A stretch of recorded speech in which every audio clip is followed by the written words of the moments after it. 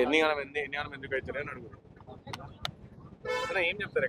ఖమ్మంలో ఘటన జరిగింది 11 బాలిక పైన అగత్య పేరు. సో ఏం చెప్పాలి? మొట్టమొదలు ఆ సంఘటన చాలా బాధాకరమైనటువంటి విషయం. ఈరోజు ఖమ్మంలో 6వ తారీఖు సంఘటన జరిగితే టూ టౌన్ పోలీస్ స్టేషన్ పరిధిలో ఈ సంఘటన 6వ తారీఖు జరిగితే 9వ తారీఖు తెలవడం జరిగింది. నాకు 9వ తారీఖు రాత్రి తెలిస్తే వెంటనే వాళ్ళ తల్లిదండ్రులకు ఫోన్ చేసి మనోధైర్యాన్ని ఇవ్వడం జరిగింది. దాని తర్వాత పొంగులేటి అక్కడ ఉన్నటువంటి రజక సంఘం నాయకులు రాష్ట్రంలో ఎక్కడ ఎవరికి ఇబ్బంది ఉన్నా, ఎవరి మీద రజకుల మీద దాడులు జరిగినా మొట్టమొదలు స్పందించేది అఖిల భారత రజక సంఘం అని రజకులకు అందరికి తెలుసు. కాబట్టి వాళ్ళు మాకు ఫోన్ చేసి, అనిల్ అన్న ఇది జరిగింది నీకు తెలుసా అంటే తెలియదు తమ్ముడు అని చెప్పిన. ఎంబడి వాళ్ళ అమ్మ నాన్న ఫోన్ నెంబర్ పంపితే తల్లిదండ్రులకు ఫోన్ చేసిన.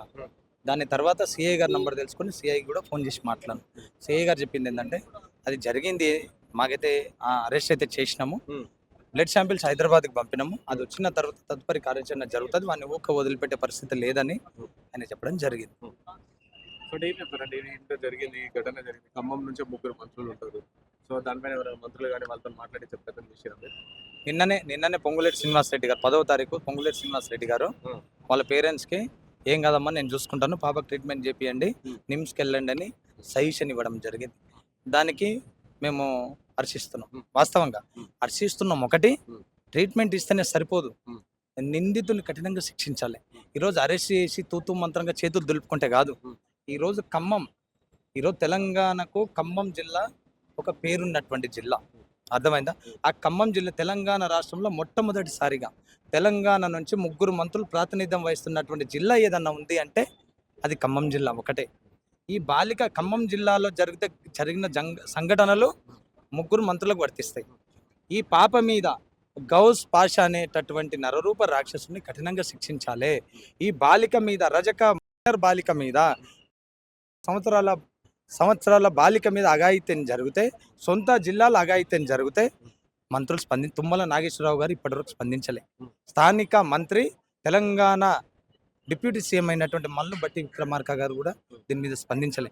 ఈ పాప మీద జరిగిన సంఘటనకు పూర్తి బాధ్యత వహిస్తూ 3 మంత్రులు పొంగులేటి శ్రీనివాసరెడ్డి గారు, తుమ్మల నాగేశ్వరరావు గారు, తెలంగాణ ఉప ముఖ్యమంత్రి మల్లు బట్టి విక్రమార్క గారు తక్షణమే తమ పదవులకు రాజీనామా చేయాలి.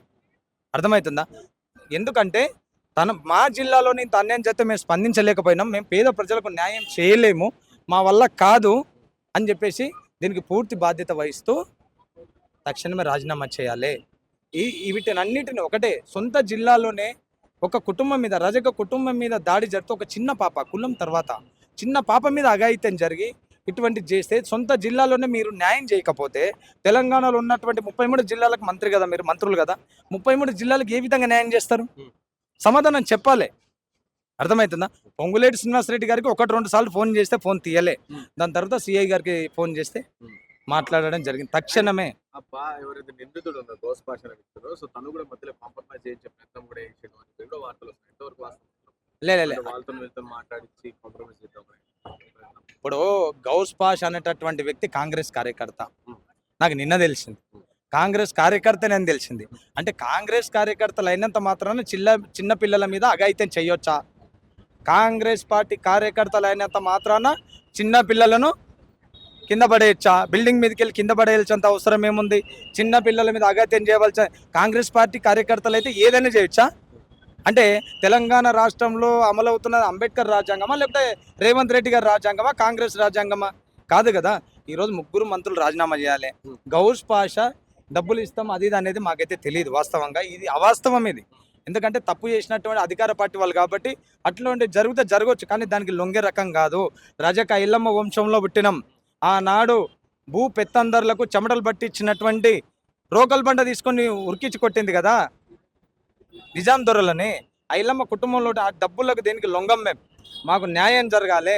న్యాయం జరగడం అంటే తూతు మంత్రంగా అరెస్ట్ చేస్తే కాదు, వాడికి ఉరిశిక్ష వేయాలి. లేకపోతే సజ్జనర్ గారికి అప్పుడు ఏదైతే ప్రియాంక రెడ్డి విషయంలో దిశ సంఘటనలో ఏ విధంగా నిందితులను ఎన్కౌంటర్ చేశారు కదా, మీరు సిపిగా ఉన్నారు కదా, ఇప్పుడు కూడా దయచేసి రజక సంఘం తరఫున వేడుకుంటా ఉన్నాము. మీకు ఒకటే విజ్ఞప్తి చేస్తూ ఉన్నాం. అఖిల భారత రజక సంఘం ఒకటే విజ్ఞప్తి చేస్తూ ఉంది. మొన్న కుమ్మెర ఘటన జరిగింది. మొన్నటికి 6 నెలలు అవుతుంది.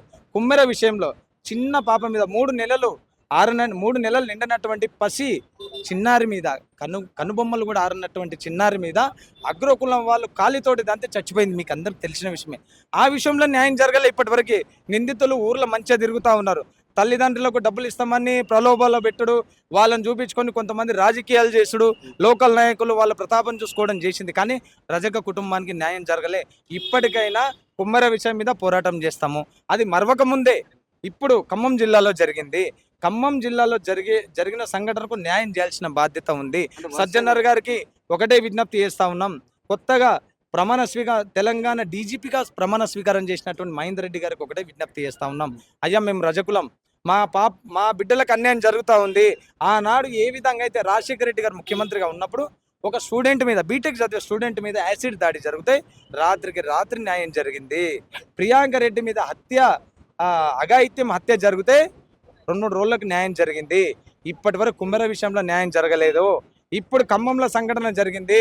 ఇటువంటి సంఘటనల మీద సజ్జనర్ గారు సీరియస్ యాక్షన్ తీసుకోవాలి. తక్షణమే గౌస్ పాషను ఎన్కౌంటర్ చేయాలి. అఖిల భారత రజక సంఘం డిమాండ్ చేస్తూ ఉంది.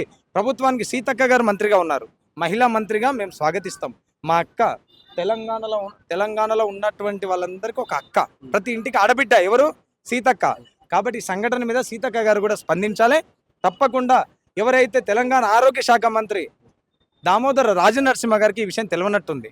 తప్పనిసరిగా ఆయన కూడా ఫోన్ తెలియజేస్తా. తప్పకుండా ఆయన కూడా ఇక్కడికి వచ్చి కుటుంబాన్ని పరామర్శించి వాళ్ళకు నమ్మకాన్ని కలిగించి వాళ్ళని ఆదుకోవాల్సిన బాధ్యత ప్రభుత్వం మీద ఎంతైనా ఉంది.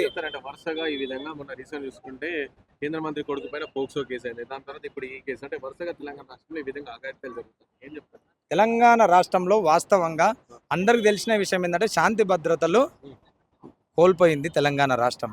శాంతి భద్రతలు నశించినాయి. తెలంగాణ రాష్ట్రంలో హోంమంత్రిగా ముఖ్యమంత్రిగా రేవంత్ రెడ్డి గారు ఉన్నారు. దీని మీద సీరియస్ యాక్షన్ తీసుకోవట్లేదు.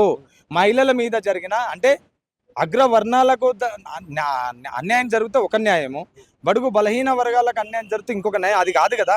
డాక్టర్ బిఆర్ అంబేద్కర్ రాసిన రాజ్యాంగం ప్రకారంగా పేదవాళ్ళు, ధనికులు, ఉన్నవాళ్ళు, లేని వాళ్ళకు అందరికి ఒకటే రాజ్యాంగం ఉన్నది. ఆ శిక్ష అనేది అందరికి ఒకటే ఉండాలి కదా. తప్పకుండా ఈ విషయం మీద ముఖ్యమంత్రి గారు స్పందించాలి. ముఖ్యమంత్రి గారు కాంగ్రెస్ ప్రభుత్వం వచ్చిన తర్వాత వరుసగా రజకుల మీద దాడులు జరుగుతూ ఉన్నాయి. ఆయన సొంత ఇలాకాలోనే నాగర్ కర్నూలు జిల్లాలో ఇప్పటి వరకు కుమ్మెర ఘటన మీద ఇప్పటివరకు న్యాయం జరగలే. ఇప్పుడు ఖమ్మంలో జరిగింది. ఖమ్మంలో విషయంలో కూడా న్యాయం జరగలేదు. తప్పనిసరిగా దీని మీద న్యాయం చేయాలి. కుటుంబాన్ని ఆదుకోవాలి. పాప బతకాలి. వారిని మాత్రం ఎన్కౌంటర్ చేయకపోతే రాష్ట్ర వ్యాప్తంగా అఖిల భారత రజక సంఘం బంధుకు పిలుపునిస్తుంది. ప్రజాప్రతినిధుల ఇళ్లలో బట్టలు ఉతకడం మానేస్తాము. రజకుల దమ్మేందో ప్రభుత్వానికి చూపిస్తాము. సెక్రటరేట్ ముట్టడి చేస్తాము. ఖమ్మంలో చాకిరేవులు పెట్టి రోడ్డు మీద బట్టలు ఉతికి తప్పకుండా రజకుల దమ్మేందో ఖమ్మంలో ఉన్నటువంటి మంత్రులకు కూడా చూపిస్తాము. ఈ మీడియా పరంగా మాకు అండగా నిలిచి, మీడియా పరంగా మీకు ఫోన్ చేసి ఇక్కడికి రప్పించి మాకు సపోర్ట్ చేసినటువంటి ఏనుగు సుదర్శన్ రెడ్డి గారు, Malkajgiri contested BJP party MLA, ఆయనకు ప్రత్యేకంగా సతీష్ గారికి, అదేవిధంగా వాళ్ళ టీం సభ్యులందరికీ పేరు పేరున ధన్యవాదాలు తెలియజేస్తాం.